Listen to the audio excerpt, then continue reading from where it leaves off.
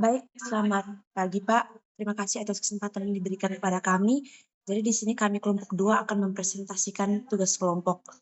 Jadi saya perkenalkan, nama saya Wilujeng Sinangaza, saya sebagai moderator dan pemateri pertama.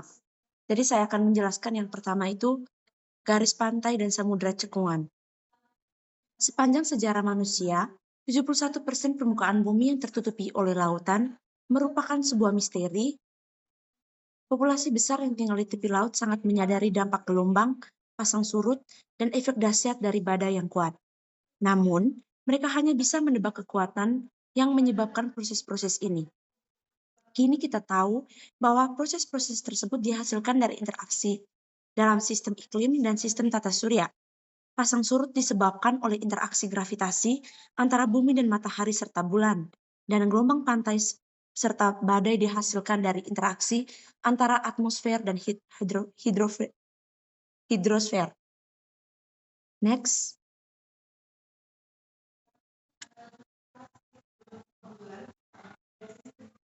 Baik, yang pertama itu perbedaan cekungan samudra dengan benua. Teori tektonik lempeng telah memberi kita pemahaman dasar tentang perbedaan antara geologi benua dan geologi cekungan samudra. Jauh dari tepi benua, dasar laut dalam tidak memiliki pegunungan yang terlipat dan patah seperti yang ada di benua. Sebaliknya, deformasi sebagian besar terbatas pada patahan dan aktivitas vulkanik yang ditemukan di punggung tengah samudra dan zona subsidi.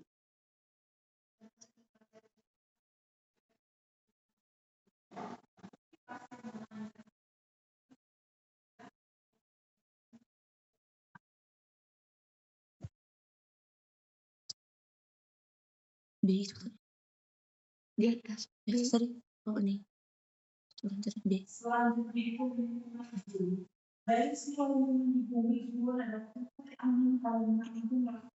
Bukan ada B, sorry.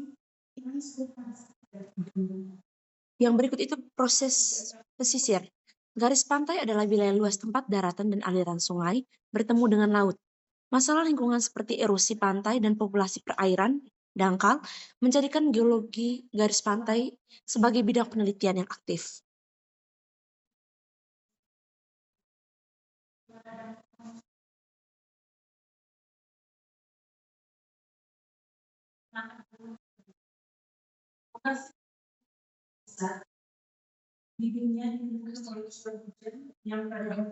Yang berikut itu gerakan gelombang, kunci untuk dinamika garis pantai. Pengamatan selama berabad-abad telah mengajarkan kita bahwa gelombang terus berubah. Dalam cuaca tenang, gelombang dengan palung yang tenang diantaranya bergulir secara teratur ke pantai. Namun dalam angin kencang saat badai, gelombang bergerak dengan bentuk dan ukuran yang membingungkan. Gelombang mungkin rendah dan lembut dari jauh pantai, namun memiliki tinggi dan curam saat mineral gelombang tinggi dapat menghantam pantai dengan dahsyat, menghancurkan tembok laut beton, dan merobek rumah-rumah yang dibangun sepanjang pantai.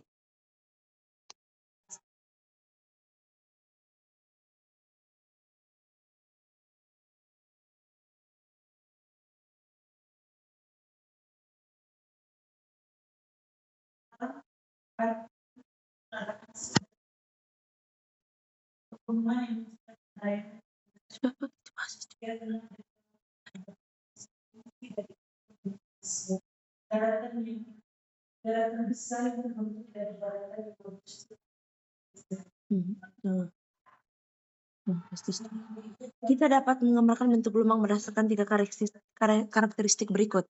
Yang pertama itu panjang gelombang, jarak antara puncak gelombang. Yang kedua itu tinggi gelombang, jarak vertikal antara puncak dan lembah gelombang. Dan yang ketiga itu periode, yaitu waktu yang dibutuhkan oleh dua puncak gelombang yang berurutan untuk melewati titik tetap.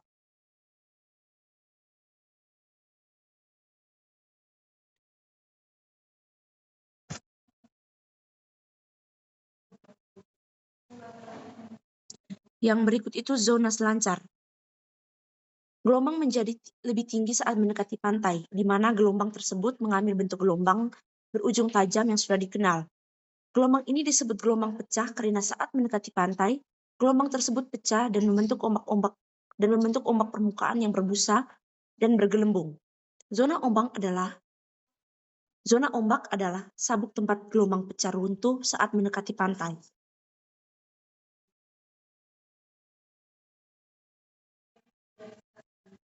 Yang berikut itu pembiasaan gelombang. Jauh dari pantai, garis-garis puncak gelombang sejajar satu sama lain, tetapi biasanya membentuk sudut tertentu terhadap garis pantai.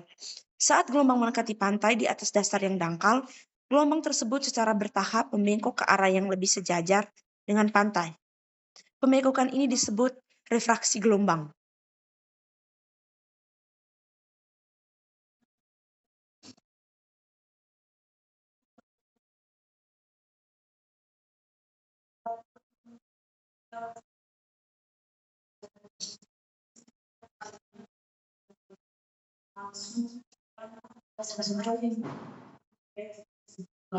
Yang berikut itu pasang surut.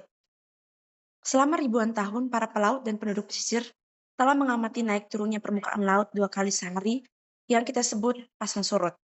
Banyak pengamat memperhatikan adanya hubungan antara posisi dan fase bulan, ketinggian pasang surut, dan waktu-waktu tertentu di mana air mencapai pasang tertinggi.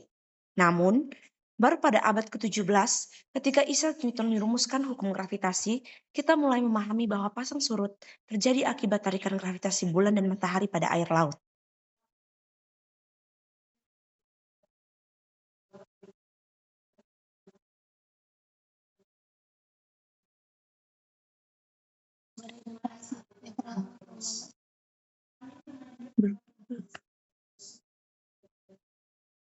Yang berikut itu badai dan pesisir.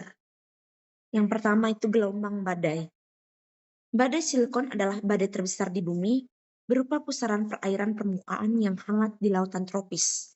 Istilah badai berasal dari nama Hurakan, dewa badai bagi suku Maya di Amerika Ten.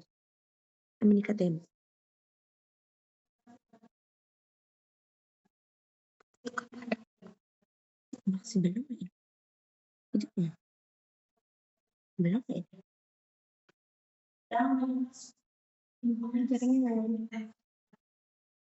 Mungkin kita akan lagi panggil begini.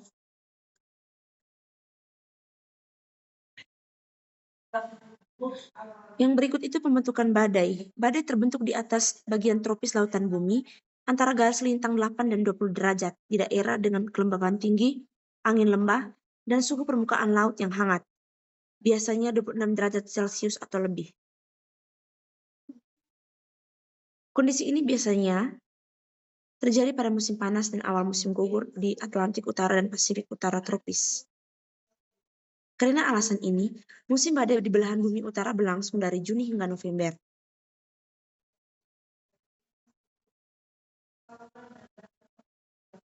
Gelombang badai.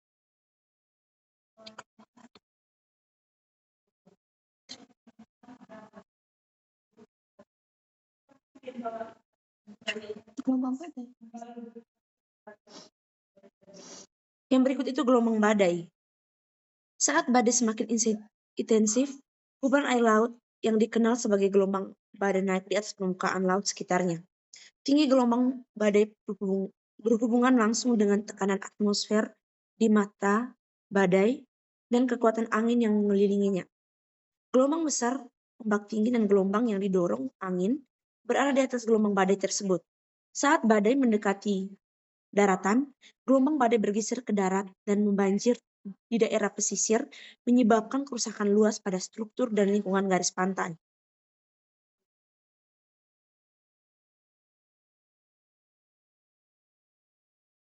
Di pendaratan badai umur besar. Pendaratan. Yang berikut itu pendaratan badai. Karena badai terbentuk di atas dan bergerak melintasi perairan tropis, sebagian besar badai mendarat di lintang rendah.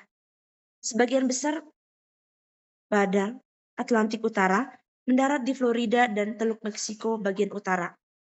Namun, karena adanya kecenderungan angin untuk dibelokkan ke utara, akibat efek Coriolis, badai terkadang mendarat lebih jauh di sepanjang pantai Atlantik.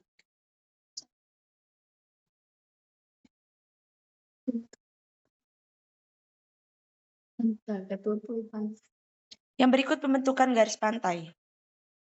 Dampak dari proses pesisir yang baru saja kita uraikan paling baik diamati di garis pantai.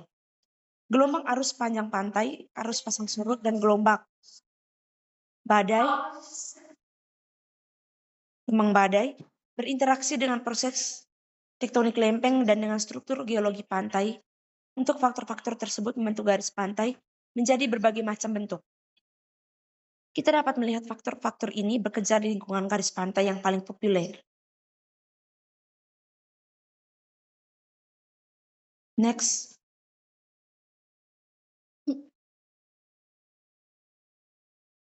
Yang berikut itu pantai. Pantai adalah lingkungan garis pantai yang terdiri dari pasir dan kerikil. Bentuk pantai dapat berubah dari hari ke hari, minggu ke minggu, musim ke musim, memperpanjang pantai dengan mendepositkan pasir dan terkadang mempersempitnya dengan membawa pasir pergi.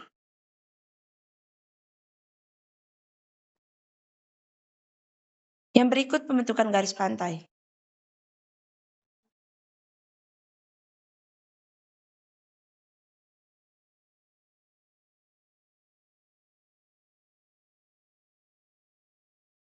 Yang berikut itu struktur pantai. Pada gambar 20.13 menunjukkan bagian-bagian utama sebuah pantai. Bagian-bagian ini mungkin tidak selalu ada di setiap pantai tersebut. Bagian terluar adalah bagian lepas pantai yang dibatasi oleh zona ombak, di mana dasar laut mulai menjadi cukup dangkal untuk ombak pecah.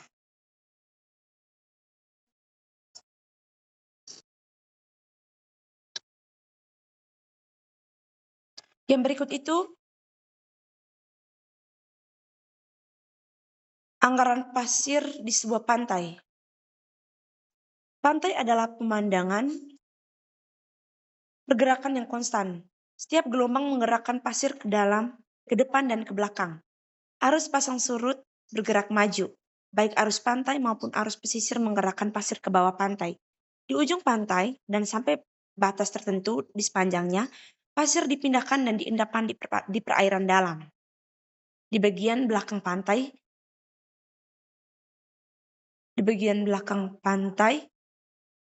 atau di sepanjang tebing laut, pasir dan kerikil terlepas akibat erosi dan mengisi kembali pantai.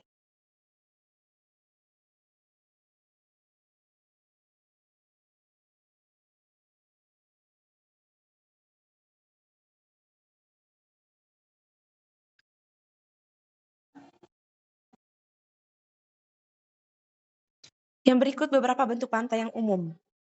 Pantai berpasir yang panjang dan lebar terbentuk di tempat di mana masukan pasir melimpah, seringkali di tempat di mana sedimen lunak membentuk pantai. Di tempat di mana bagian belakang pantai rendah dan angin bertiup ke arah daratan. Sabuk bukit pasir yang lebar membatasi pantai, di mana tempat di mana garis pantai terangkat secara tektonik dan pantai terdiri dari batuan keras, tebing-tebing berjajar di sepanjang pantai.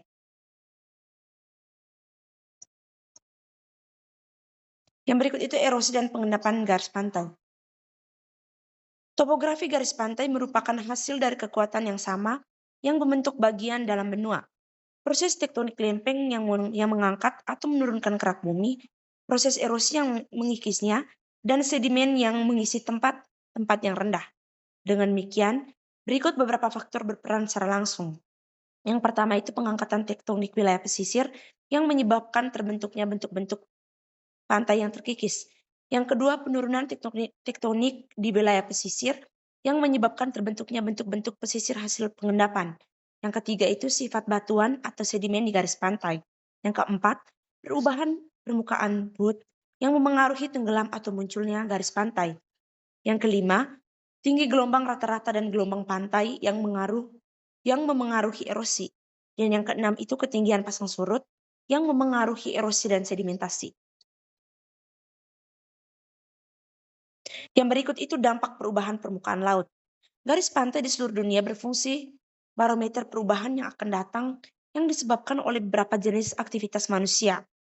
Polusi perairan pedalaman, cepat, lari akibat sampai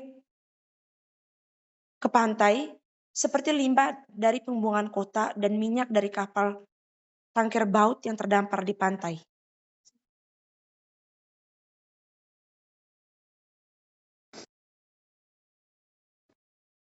Baik, waktu selanjutnya saya berikan kepada teman Oktaviana Anissa Jaya. Baik, terima kasih atas waktu dan kesempatan yang telah diberikan. Yang berikutnya itu tepi benua. Di lepas pantai, di luar garis pantai, terletak landas kontinental. Di tepinya terdapat lereng benua yang menurun lebih atau kurang curam ke kedalaman samudra. Di kaki lereng terdapat daratan tinggi benua, hamparan sedimen berlumpur dan berpasir yang landai membentang hingga dataran abisal yang datar di dasar cekungan samudra. Yang berikut, landasan kontinental. Landasan kontinental adalah salah satu bagian laut yang paling berharga secara ekonomi. Georges Bank di lepas pantai New England dan Grand Banks di Newfoundland. Keduanya berada di landas kontinental di lepas pantai Amerika Utara, termasuk di antara daerah penangkapan ikan paling produktif di dunia. Baru-baru ini, platform pengoboran minyak telah digunakan untuk mengekstrak sejumlah besar minyak dan gas dari bawah landas kontinental, terutama di lepas pantai Teluk, Louisiana, dan Texas. Karena landas kontinental terletak pada kedalaman dangkal, landas kontinental tersebut rentan terhadap pengangkatan dan pengalaman akibat perubahan permukaan laut.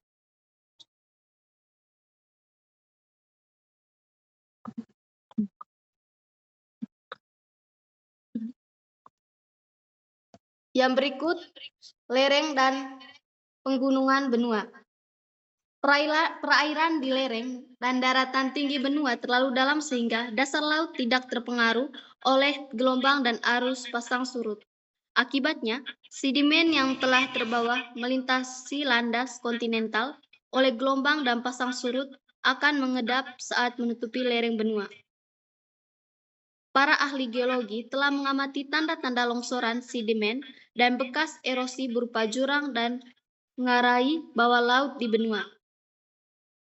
Yang berikut itu topografi laut dalam, lantai dasar laut. Peta topografi cekungan samudra bumi mengungkapkan fitur geologi terpenting yang terendam di bawah lautan. Punggung tengah samudra, jejak vulkanik titik panas, palung laut dalam, busur kepulauan, dan tepi benua. Membuat peta dasar laut dalam bukanlah tugas yang mudah, karena sinar matahari hanya dapat menembus sekitar 100 meter di bawah permukaan laut. Laut dalam merupakan tempat yang sangat gelap. Tidak mungkin menetapkan dasar laut menggunakan cahaya tampak. Begitu pula kita tidak dapat menggunakan radar yang dipancarkan dari pesawat ruang angkasa yang telah kita gunakan untuk memetakan permukaan Venus yang diselimuti awan. Yang berikut menjelajahi dasar laut dari kapal permukaan. Para ilmuwan dapat melihat dasar laut secara langsung dari kapal selam penyelam dalam. Kapal selam kecil ini dapat mengamati dan memotret dasar laut pada kedalaman yang sangat dalam.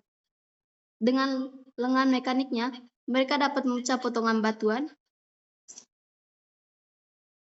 mengambil sampel sedimen lunak, dan menangkap spesimen hewan laut dalam yang ekostis. Yang berikut itu pemetaan dasar laut dengan satelit. Terlepas dari semua peralatan canggih ini, masih banyak wilayah lautan yang belum disurvei, dan pengetahuannya kita tentang dasar laut masih terbatas. Namun, baru-baru ini, altimeter satelit telah digunakan untuk memetakan topografi global dasar laut secara tidak langsung. Ketinggian permukaan laut tidak hanya bergantung pada gelombang dan arus laut, tetapi juga pada variasi gravitasi yang disebabkan oleh topografi dan komposisi dasar laut di bawahnya. Yang berikut itu fitur utama dari pendalaman lantai dasar laut.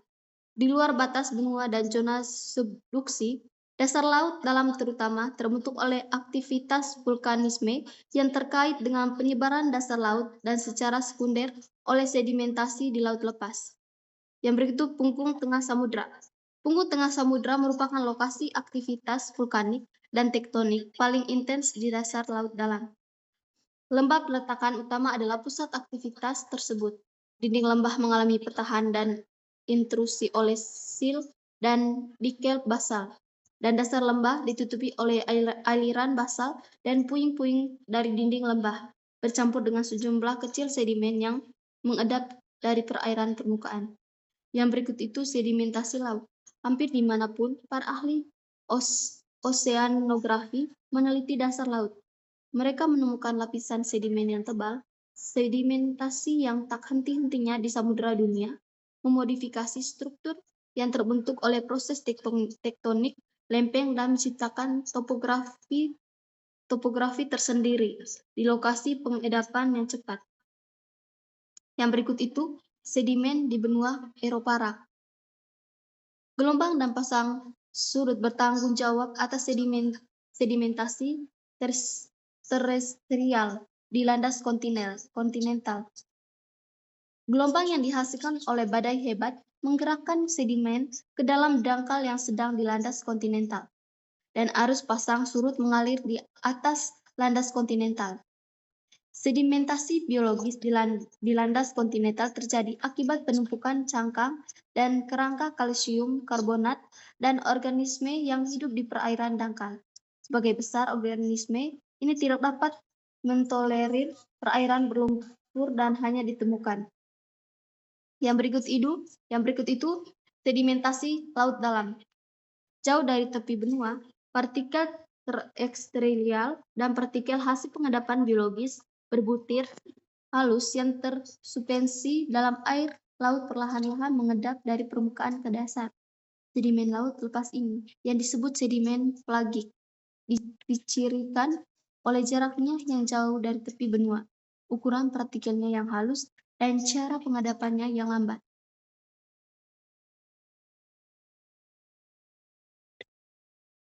Yang berikut itu bab ke-21 Glades pekerjaan es. Pemandangan bumi dari luar angkasa dilukis dengan warna-warna air. Lautan biru yang luas, awan putih yang berputar-putar, dan warna putih beku dari es dan salju padat. Sistem bumi terus-menerus menggerakkan air di permukaan planet dalam pola yang selalu berubah. Yang berikut itu es seperti batu. Bagi seorang ahli geologi, bongkahan es adalah batuan, massa butiran kristal, dan dari mineral es.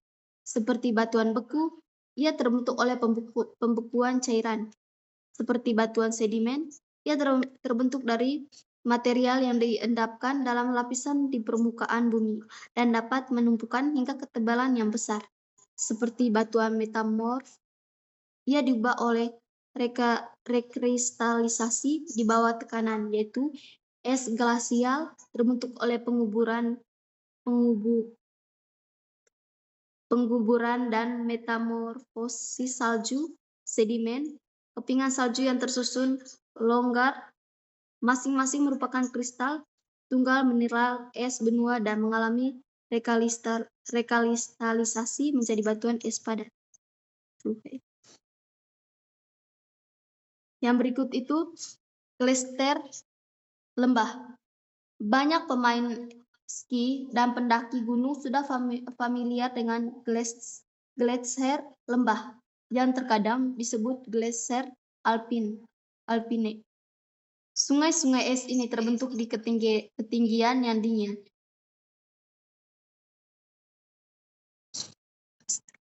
Pegunungan, tempat salju menumpuk, kemudian salju bergerak menuruni lereng. baik mengalir melalui lembah sungai yang sudah ada atau mengukir lembah baru. Gletser lembah biasanya menepati seluruh lebar lembah dan dapat mengubur dasarnya di bawah ratusan meter es. Yang berikut gletser benua. Gletser kontinental adalah lapisan es tebal dan bergerak lambat, kadang-kadang disebut lapisan es, yang menutupi sebagian besar benua atau daratan besar lainnya. Saat ini, gletser kontinental terus terbesar di dunia, menutupi sebagian besar Greenland dan Antartika, meliputi sekitar 10% permukaan daratan bumi, dan menyimpan sekitar 75% air tawar di dunia. Di Greenland, 2,6 juta kilometer kubik es menempati 80% dari total luas pulau sebesar 4,8 juta kilometer persegi. Permukaan atas lapisan es menyerupai lensa cembung yang sangat lebar. Pada titik tingginya di tengah pulau, ketebalan es lebih dari 3.200 meter.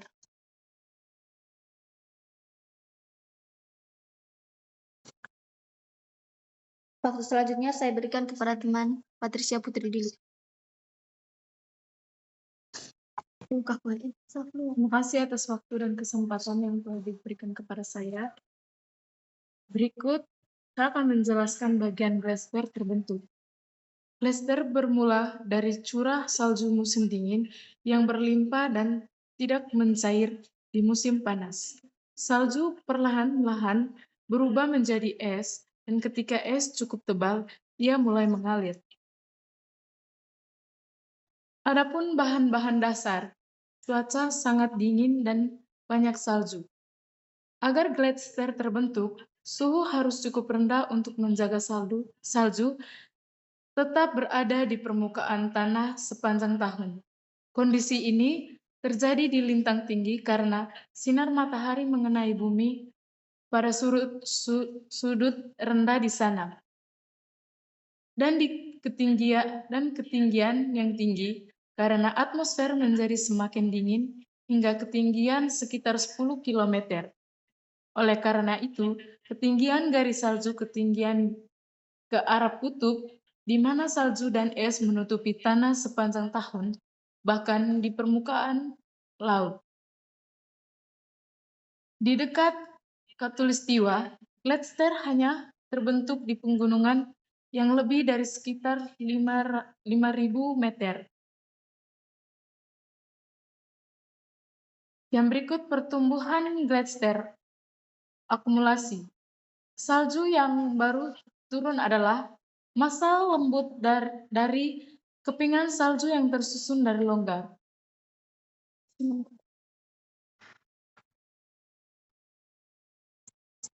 Saat kristal es kecil dan halus ini memadat membentuk salju granular yang padat. Saat salju baru turun dan mengubur salju yang lebih tua. Salju granular yang lebih tua itu semakin memadat menjadi bentuk yang lebih padat lagi yang disebut firn. Bilang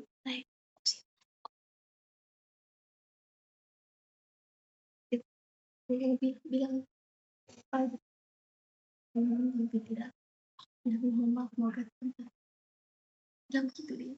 Ini sebentar. Yang berikut penyusutan gletser atau ablasi. Saat gletser mengalir menuruni lereng akibat tarikan gravitasi, ia bergerak ketinggian yang lebih rendah di mana suhunya lebih hangat dan ia kehilangan es. Jumlah total es yang hilang dari gletser setiap tahun disebut ablasi. 4 mekanisme bertanggung jawab atas ablasi.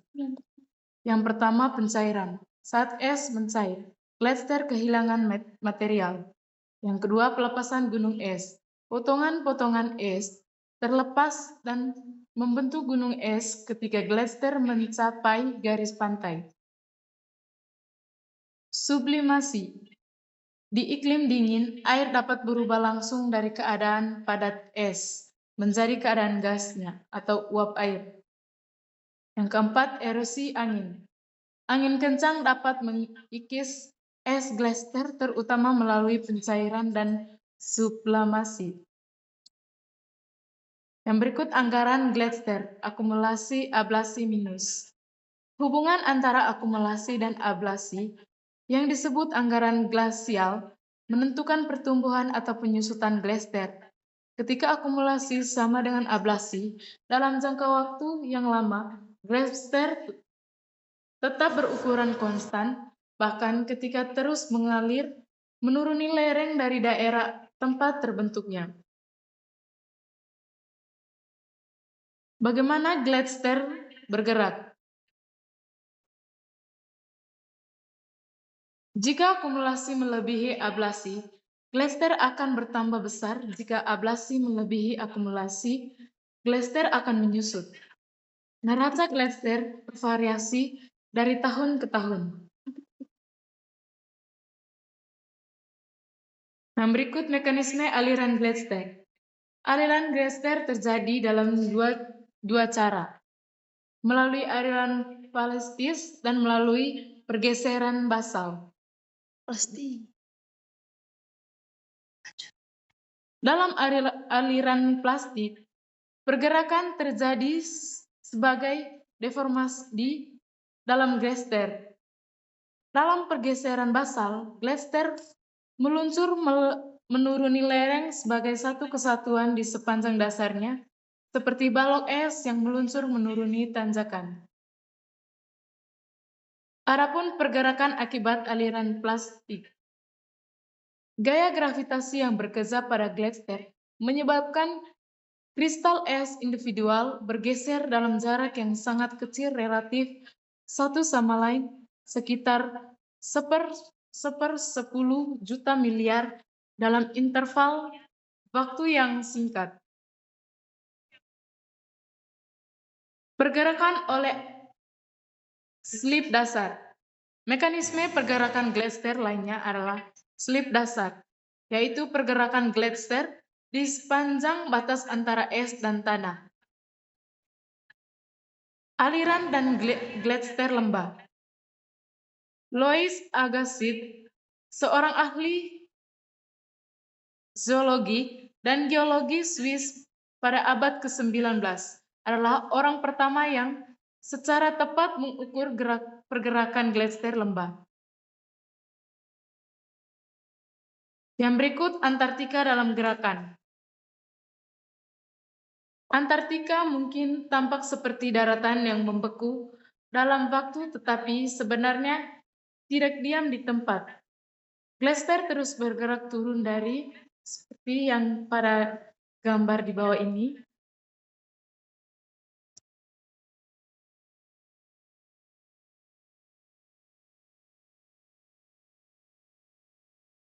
Yang berikut tentang alam glacier. Pergerakan glacier bertanggung jawab atas sejumlah besar pekerjaan geologis yang dilakukan oleh es, erosi, transportasi, dan sedimentasi. Yang berikut erosi glasial dan erosi bentuk lahan. Glacier mengangkut material batuan hasil erosi dari berbagai jenis dan ukuran ke lihir, dan akhir mendepositkan di tempat es mencair. Yang berikut permafrost. Tanah selalu membeku di daerah yang sangat dingin, di mana suhu musim panas tidak pernah cukup tinggi untuk mencair lebih dari lapisan permukaan yang tipis.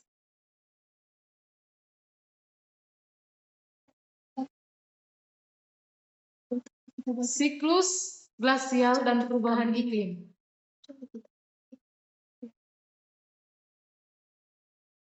Louis Agassiz, ahli geologi yang pertama kali mengukur kecepatan glacier lembah yang diamati dari pegunungan Alpen, pasti jauh lebih besar dan lebih tebal di masa geologis yang lebih baru.